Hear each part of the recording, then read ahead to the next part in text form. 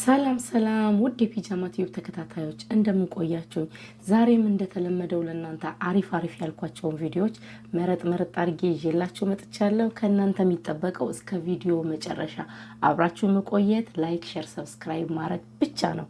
አሁን እንደተለመደው አንድ ግጥም እንሰማና ወደ ቪዲዮ። መሞት ነው እንጂ ልክ ሙትት ፍቅር ላይ አፍ እንዳይናገር አይና ተኩሮ እንዳያይ ምላስ ሲኮላተፍ ልቦና ሲሰለብ እጅ ሲንደፋደፍ ተፍ ሙትት ነው እንጂ በሚወዱት እጅ ነፍስ ልትወጣ ስታጣጥር እጅ እግሯን ስትወጥር አካል ሲንጠራራ ምንዋ በቀረ ሐኪም ባልተጠራ በእውነተኛ ፍቅር ታሽቶ ለሚሞተው ሐኪምም በጠፋ ወጌሻም ባቃተው ታዲያ መሞት ነው እንጂ ልክ ሙትት ፍቅር ላይ አፍ እንዳይናገር አይና ተኩሮ እንዳያይ ጆሮም እንዳይሰማ አምሮም እንዳይነቃ ሙትት ነው ልኩ ማርከሻ ፍለጋ ስልምልምልም ጥፍት ሙትትት ነው እንጂ መፈቀር ምናምኒት ሳትቀር ዝንጥፍጥፍ ኩልትፍትፍ እልፍ ልፍ ፊርማ ያለሙ ልፍ ከአፍሪካ አቅራቦት ይው ስሜታዊ ላለመሆን ሞክራለሁ።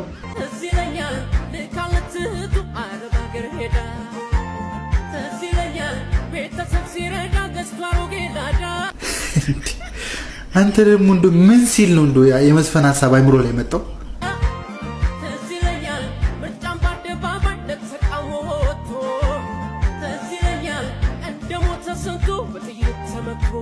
ይቅር ይበልህ የኔ ጌታ ቱ ሳኩኝ ይቅር ይበልህ እኛንም ይቅር ይበለን። እንዴ ምንድነው ያልክ ያለኸው? ምንድነው እያወራህ ያለኸው? በሰለጠነ ዘመን ስልክ አትደውልም እንዴ? ደውለህ አትነግራትም እንዴ? እናንተማ በዚሁ ከቀጠላችሁ በቃ መብረቅ በፍሌቨር ያስመረጣችሁ ነው የምታስመጡ። ለምን ወደምትሄድበት አትሄድም እንዴ? ለምን ደርሰህ መታዘፍንም ስራ መስሎኛ ያስከው እግረ መንገድን ትዘፍናለን። ትዘፍና ይቅርታ ማን ነው ታወራለህ እንዴ? ያን ሰሞን የሆነ ላለመዝመት ምናምን ነበር እንደዚህ እብድብድ የምትጫወቱት እንዴ? አሁን እንደው እንጥሪ ቆማል ወይስ ምን ያልሰማሁት ነገር አለ? ምን ሆነ ነው እንዴ? ለምን አታድብም? ያንተ ደግሞ ምን ሰፈር ሱቅ ተለከ የሆነ ቃው ጠፍቶብህ ለማስታወስ የምትጣጣር ነው የሚመስለው ነው። በዛው ምናምን የሆነ ሐሳቡ መጥቶልሽ ነው ብራስ። አይዞሽ ግዴለሽ ይሄ ሚድን ነገር ባይዞ ቶሎ ተከታተለው እሺ። አይ ከባድ ነው የማ እየተዛመተብህ ነው በጣም እየተዛመተብህ ነው። ማይድን ነገር የለም በጊዜ ከተከታተልከው አንተ ተረጋጋ እሺ። ምንድነው ለማለት ፈለግከው?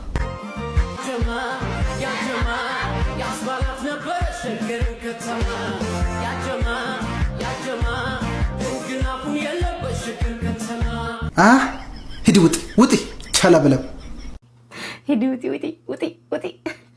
Look at this. How are you? God have mercy upon us.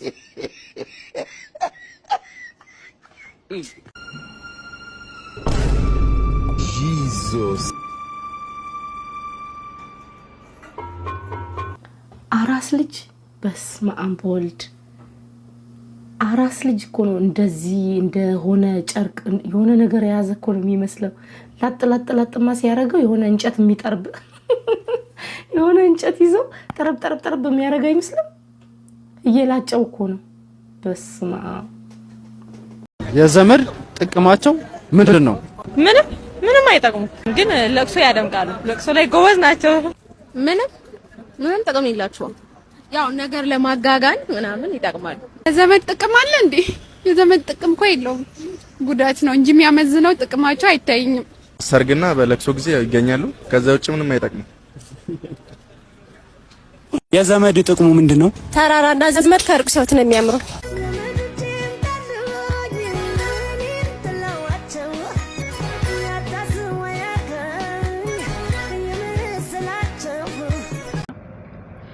አሽሎሺ በነላይ ላይ ሶንሺ አሽሎሺ በነላይ ላይ ሶንሺ በረረ ዋይ በረረ ዋይ እኔ እንጃ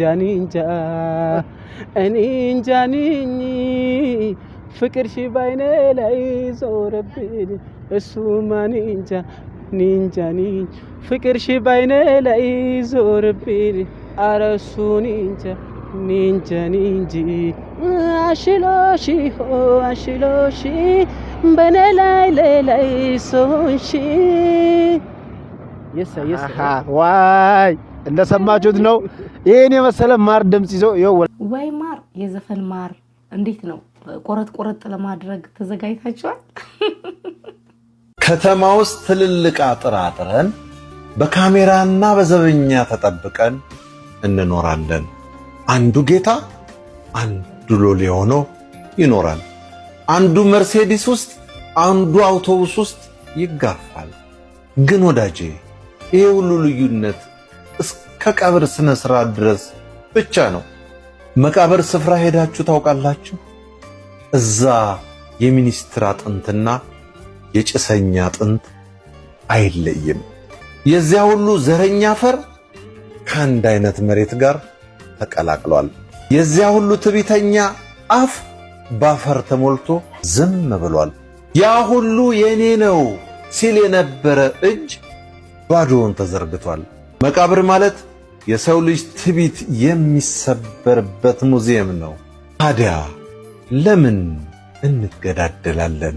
የሚያሳዝነው በሕይወት እያለን መሬት ይዞብኛል፣ ድንበር ገፍቶብኛል፣ ዘሬን ሃይማኖቴን ነክቶብኛል ብለን የምንገዳደለው መጨረሻ ላይ ሁላችንም የምንገባበት 2 ሜትር ጉድጓድ ጠልተን አይደለም።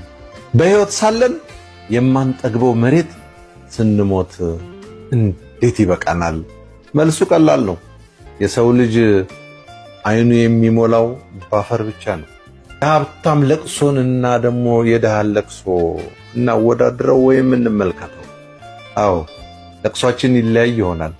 ሀብታሙ በሳጥን ድሃው በሸማ በአቡጀዲ ይቀበር ይሆናል። ሀብታሙ ሐውልት ይቆምለታል፣ ድሃው ሳር ይበቅልበታል። ግን ከታች ያለው ትል የሀብታሙን ስጋ ኬክ ብሎ አይበላም፣ የድሃውን ስጋ ፍርፋሪ እንጀራ ብሎ አይንቅም። ትሉ ሁሉንም እኩል ነው የሚበላው ወዳጄ። ታዲያ በምድር ላይ የምናሳየው ይህ ሁሉ ድራማ፣ ይህ ሁሉ ማስመሰል፣ ይህ ሁሉ ጭካኔና ንቀት ለማን ነው? መልሱን ለእናንተ ልተወው። ጥያቄ ዛሬ ማታ አልጋህ ላይ ስትተኛ እንደምትነቃ እርግጠኛ ነህ? ካልነቃህስ የሰበሰብከው ብር፣ የገነባኸው ቤት፣ የተጣላኸው ሰው ምን ዋጋ አላቸው? ወዳጄ ሞት አይቀርም። የማይቀረውን ሞት እየጠበቅን ለምንድን ነው የማይጠቅም ጠላትነት የምናተርፈው? እስቲ ሞትን እንደ መካሪ እንጂ እንደ ጠላት አትየው። ምክንያቱም ሞትን እንደ መካሪ እንጂ እንደ ጠላት አትየው። እንዋደድ ነው መልእክቱ። እንዋደድ። ምን ትላላችሁ? የአርቲስት ነጻነት ወርቅነህ እህትና ወንድም በፌዴራል ፖሊስ ቁጥጥር ስር ዋሉ። የተወዳጁ አርቲስት ነጻነትን ህልፈት ተከትሎ እህቱ መሰረት ወርቅነህና ወንድሙ ወንደሰን ወርቅነህ በተለያዩ ሚዲያዎች ላይ በመውጣት ከወንድማቸው ህልፈት ጋር በተያያዘ የተለያዩ ግለሰቦችን ሲወነጅሉ መቆየቱ ይታወቃል። ይህን ተከትሎም መሰረትና ወንደሰን ዛሬ ከመኖሪያ ቤታቸው በፖሊስ ቁጥጥር ስር የዋሉ ሲሆን በአሁን ሰዓት ላይ በፌዴራል ፖሊስ ቁጥጥር ስር እንደሚገኙ የቤተሰብ ምንጮች ለዛሀበሻ ገልጸዋል። የነጻነት ወርቅነህ ባለቤት እናቷ እንደዚሁም ደግሞ የቅርብ ጓደኛው የሆነው አስናቀ ከነዚህ በነጻነት እህትና ወንድም ከፍተኛ ዘመቻ ከተከፈተባቸው መካከል የሚጠቀሱ ሲሆኑ አሁን የፌዴራል ፖሊስ በቁጥጥር ስር ያዋላቸው በማህበራዊ ሚዲያ በሐሰት የሰዎችን ስም አጥፍተዋል፣ የሰው ህይወት እንዲበላሽ አድርጓል በሚል እንደሆነ ሰምተናል።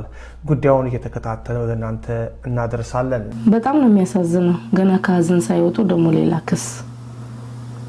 ከዚህ በኋላ እኔና ኤልሲ በፍቅር አንድ ላይ ማለትም በጋብቻ አንድ ቤት ውስጥ አታዩንም ወይም ደግሞ አንሆንም። ተለያይተናል። ኦልሬዲ ከዚህ ጊዜ በኋላ አልቻለም።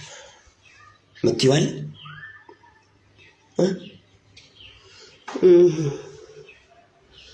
የ7 ዓመት ልፋት ይሄን መሰለን ንጹህ መተሳሰብ፣ መዋደድ ብቻ በጣም ብዙ ዋጋ የተከፈለበት ፍቅር እንደዋዛ። ለማንኛውም መለያየታችንን አምነን ተቀብለን ወስነን ጨርሰን ግን ሳናሳውቃችሁ ያው ብዙ ጥያቄም ስለምትጠይቁ ግን አንድ ልነግራችሁ የምፈልገው እውነት እግዚአብሔር ፈቅዶ እድሜ ሰጥቶኝና የተሻለ ቦታ ጥሩ ደረጃ ከኔ የተሻለች የምትንከባከበው የምትወደው የማትጎዳው በጣም በፍቅር የምትይዘው ሴት አግኝቶ ጥሩ ህይወት ሲኖር ማየት ስኬት ላይ ደርሶ ማየት ናፍቆቴ ነውና እናንተም ጸልዩልን። ብቻ ከአቅማችን በላይ ነው። አብረን ብንወልድ ባንለያይ አብረን ቢያልፍልን በጣም ደስ ይለናል። ግን አልቻልንም፣ ከአቅማችን በላይ ነውና ከዚህ በላይ ጥያቄ ማትጠይቁን ብቻ የእግዚአብሔርን ፈቃድ አይደለም መሰለኝ ነገሮች ሊሆን አልቻሉም። ፋይናሊ ይሄ ሆኗል። ባይሆን ደስ ይለኛል። ለብዙ ጊዜ መሸሻው እውነት ነው። አሁን ግን ሆኗል። በጣም አዝናለሁ ይህንን ነገር በማለቴ ለመቀበልን በመዘጋጀቴ። ግን በቃ ሆነ። ለብዙ ጊዜ የምፈራው እውነት ነው ሆነ። አዝናለሁ። ጥሩ ህይወት እመኝላለሁ። ፍቅር በፍጹም ደስተኛ ሆነ ማግኘት ተሻለው እግዚአብሔር እንደዚህ እየተዋደዱ እንደዚህ እየተላቀሱ ለምን ይለያያሉ? ከዛ ደግሞ ሌላ ህይወት ጥሩ ህይወት ይዘህ ደስተኛ ሆነ ላይህ ነው የምፈልገው። እንዲህ የወደደችው ለምን ተረቀዋለች? ወደ ሚዲያ ላይ ይዛ የመጣችው መልእክት ሊገባኝ አልቻለም።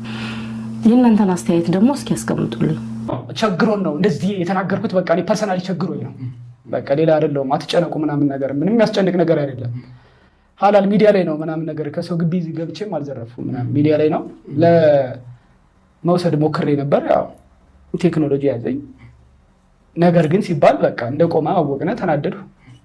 ወጠን ቀስ ብለን ወደ ቤታችን ሄድን እንጂ ሌላ ነገር ምናምን ነገር የለም። አትጨነቁ። ቲክቶክ ላይ ብዙ ኮመንት አንብቤያለሁ ምናምን ነገር ቫይራል ወጥቷል በዚህ በአንድ ቀን በሁለት ቀን ውስጥ ምናምን ነገር። ያን ያህል የሚያሰድብም አይደለም። አንዳንዴ ቆም ብላችሁ እንደው ምናልባት ቸግሯችሁ ይሆን ያለው ሰው ግን በጣም በጣም በጣም እድሜና ጤና ይስጥህ። ከመፍረድ የሰው ልጅ የኑስዬ ማየት እንደው ምን ሆኖ እዚህ ጋር ተቀምጦ ያለው መጠየቅ ዝም ብሎ በደፈና ምናምን ነገር ከመፍረድ አንድ መጽሐፍ ውስጡን ሳታይ ምናምን መፍረድ እንደማችል ብሎ በቃ የዩኑስ መጽሐፍ እንደዚህ ነው ምናምን ብል ዝም ብዬ ሳላነበው ምንም ዝም ብዬ ነው እንትኑን አይቼ ከበሩን አይቼ ውስጡ ምን አይነት ግጥም ይዘት አለው ምን አይነት ነው ምናምን እንደሱ ነው ሊነገርም ሊፈረድ የሚቻለው። ሞር የምታቆኝ ታቆኛላችሁ። እንደዚህ አይነት ሰው አይደለሁም እና ይቅርታ ብለናል። ባለቤቴና እኔ ይቅርታ ብለናል። ያስጨነቃችሁ በኮመንት ምናምን ነገር ምን አይነት ሰዎች ናችሁ ላላችሁን፣ ከየት ነው የመጡት ላላችሁን፣ እዚሁ ከቀበና ነው የመጣ ነው ያራዳ ልጆች የትም አይደል እና ይመቻል። እሺ ከዛ በኋላ ያለውን ነገር እንዴት ነው? በሚዲያ እያችሁ ወይስ ደግሞ በሶሻል ሚዲያ? እንግዲህ ሰዎች አይተው ደውሉላችሁ። መቼም አሁን ያው የሆነ ጉዳይ ሲፈጠር እኛ ላናውቀው እንችላለን፣ የሆነ ቦታ ልንሆን እንችላለን፣ ሰዎች ደውሉም ሊነግሩን ይችላል እና ጠብቃችሁ ነበር? ሰውስ እንዴት ነገራችሁ? ምን ተሰማችሁ በሰዓቱ? እስኪ እኔ አላወኩም ነበረ እና አጋጣሚ ይሄን ስልክ ነበር ያዝኩት እና ተደውሉ ነው እንደዚህ ቫይራል ወጣችኋል ምናምን ስንባል ያው በሰው ስልክ ምናምን ገብቼ ታይ በቃ በጣም እየተቀባበሉት ነው ምናምን እና የሆነ ፓርት ላይ አስቆኛልም አናደውኛልም። የተናደድኩበት ምክንያት ምንድነው? አሁን ኤቢኤሶች ይሄንን ነገር ለቀቁት አይደለም? የለቀቁበት ምክንያት የነሱን ቻናል ለማሳደግ በእኛ ነው። እንደዛ ያው የነሱ እይታ ይጨምራል። ገባ?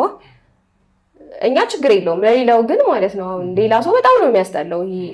ቆርጠው እኮ መውጣት ይችላሉ፣ ግን ይሄ ለራሳቸው ጥቅም ያደረጉት ነገር ነው። ይሄ በጣም ይደብራል። ሲቀጥል የራሳቸውን ቀረጻ እስኪጨርሱ ይሄ የነሱን ስራ እስኪጨርሱ ለነሱ ሰርተ ተቀርጸ ምናምን እስኪጨርሱ ብቻ ነው የሚንከባከቡ። ገባ?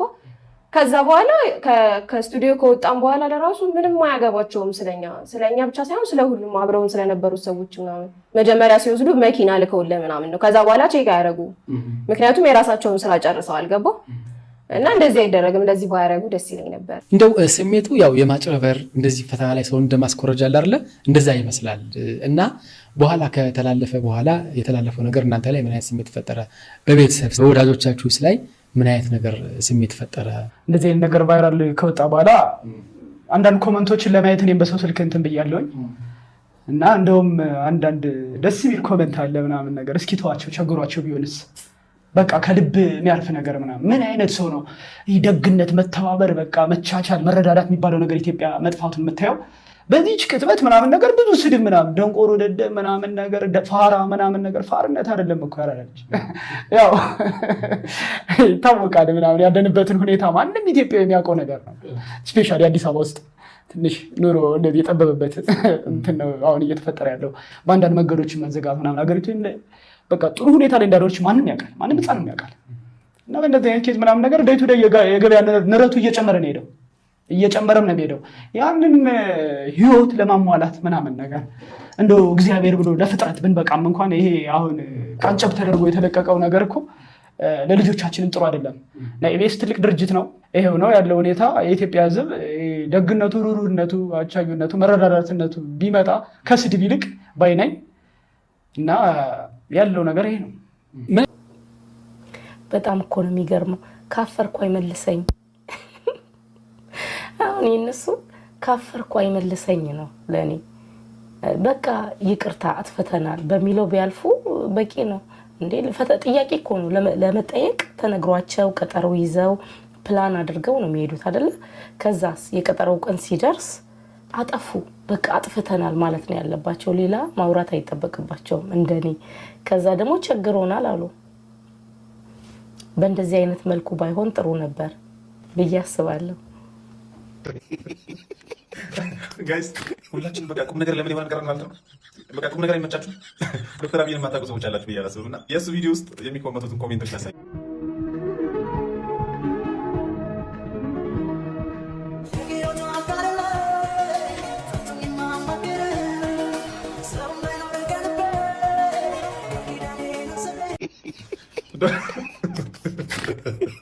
ዶክተር በባዶ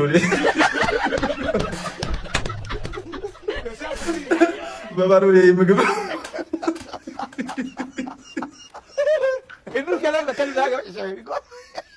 ህዝቡን እንዳላፋፍ ነው። በቃ ቁጭ በል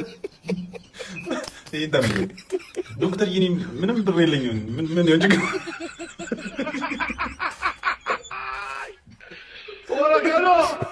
ዶክተር በጣም ተመቸኛል። ምንድን ነው ችግር?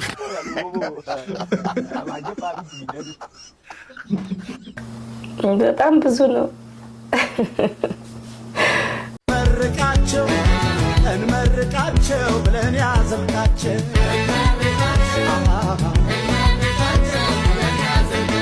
በአዲሱ ቤት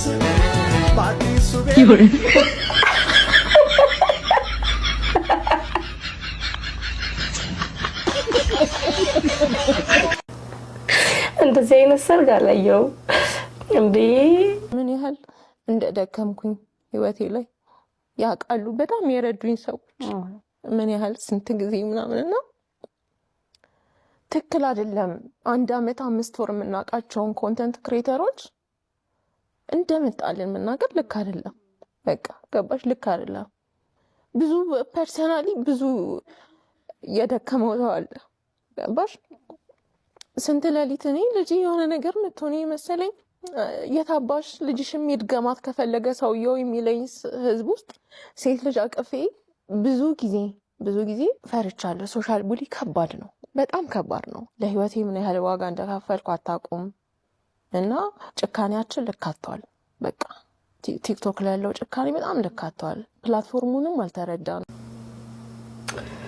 በጣም ነው የምታሳዝነው እውነት። ኮመንት በርክት በጣም ከባድ ነው።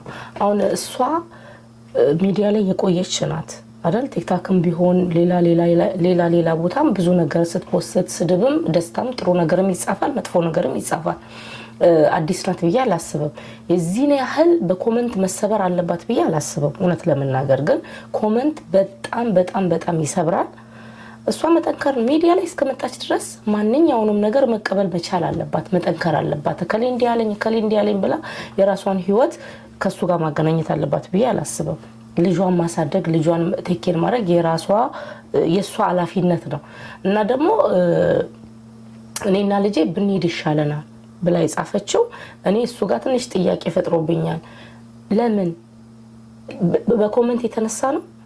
ኮሜንት እንዲጻፉ ሰበሩኝ አልተረዱኝም ብለሽ እኔና ልጄ ብንሄድ ይሻለናል ልጅሽን ለምን እዛ ላይ ታስገቢያታለሽ? ያ ማለት እኮ መሞት ይሻለናል ማለት ነው። እኔና ልጄ ልንሞት ነው። እንዴት ልጅሽን እንደዚህ አይነት እነሱ ተናገሩኝ ብለሽ እንዲካለቀሽ ልጄን ይዤ ልሞት ነው ማለት ደግሞ ምንድነው? በጣም ከባድ ነው። አንቺ ረጋ ማለት አለብሽ፣ መበርታት አለብሽ፣ ጠንካራ መሆን አለብሽ። ብዙ ነገር የሚጠበቅብሽ ነሽ። እንደዚህ አይነት ስሜታዊ ባትሆኚ ብዬ አላለሁ።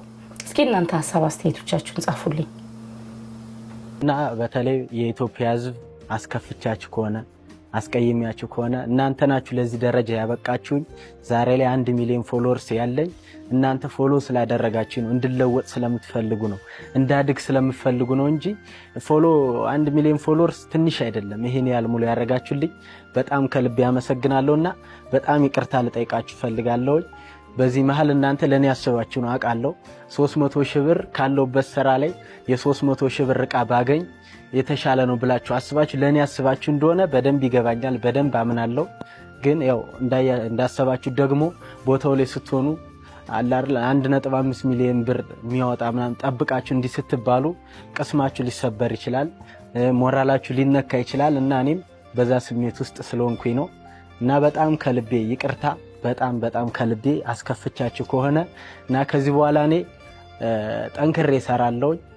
ሊስትሮም ደግሞ ከትንሽ ጊዜ በኋላ ስራ ቀይሬ ለውጤን ማሳያችሁ ይሆናል። እግዚአብሔር ይረዳኛል። ከእግዚአብሔር በታች ደግሞ ያላችሁኝ እናንተ ብቻ ናችሁ። ለኔ ማንም የለኝም። ሁላችሁንም ከልቤ ይቅርታ ላለው እና ደግሞ ሜሪ ቦንዳም ያው ይህንን ቻሌንጅ አውጥታ ነበረ። ከዛ ግን የተፈጠረው ግርግር ኖረ። ምናልባትም እግዚአብሔር ይሄን ነገር ለኔ ያላለ ይሆናል፣ ለኔ ሌላ ታስቦልኝ ሊሆን ስለሚችል በጣም አመሰግናለሁ። እናንተንም አስከፍቼ ከሆነ አስቀይሜ ከሆነ በጣም ይቅርታ። ሁላችሁንም ከልቤ አመሰግናለሁ። አይዞ በረከትሽ፣ አይዞ ወንድሜ፣ አይዞ በርታ። ከዚህ በተሻለ ነገር መቼም በጣም ጎበዝ ጀግና ልጅ ነው። እንዲያስተዋውቅላችሁ የምትፈልጉ ካላችሁ እግዚአብሔር የሚፈራ በጣም ጥሩ ልጅ ነው። እዚህም ደግሞ መድረክ ሰጥተነው ልብህ እንድታወራ ካለፍከው ነገር ልጆች እንዲማሩ ስላደረክ በጣም አመሰግናለሁ። ሪል ስቴቶች ሌሎችም ሰዎች ብታስተዋውቁበት ታተርፋላችሁ። 1 ሚሊዮን ከዛ በላይ ፎሎወር አለው። 2 ሚሊዮንም እንዲገባ ብናበረታው የሚያድግ ልጅ ነው። ለነበረው ቅሬታም ይቅር እንዳላችሁ ተስፋ እናደርጋለን። እነ ሜሪ ቦንዳም ሌሎችም እንግዲህ እግዚአብሔርን በመሃል አድርጋችሁ ይቅር እንደምትሉ እናምናለን። ያ እንዳያችሁት ነው። እኔ መጀመሪያም ተናግሬ ነበር። እድሉን ነው ከእጁ ላይ የተበላው። በጣም የሚገርም እድል ነበር፣ ከእጁ ላይ ተበላ። ግን ደግሞ ይቅርታ ጠይቋል። ይቅርታ መጠየቅ ትልቅነት ነው እና እሷም ይሄንን ሰምታ ይቅር ትለዋለች ብዬ አስባለሁ። ሌሎችንም ስራ መስራት ይችላል። ከዚህ በኋላ የሚያድግ ልጅ ነው፣ ወጣት ነው። ይቅርታ ማለቱ በጣም አስደስቶኛል። ጎበዝ፣ በጣም አሪፍ ነው ያደረገው በእውነት። ለዛሬ ያዘጋጀኋቸው እነዚህ ነበሩ። እነዚህንና ሌሎች አሪፍ የሆኑ ቪዲዮዎችን ይዤላችሁ እንደመጣ አሁንም በድጋሚ ላይክ፣ ሼር፣ ሰብስክራይብ ማድረጋችሁን አትርሱ። ባይ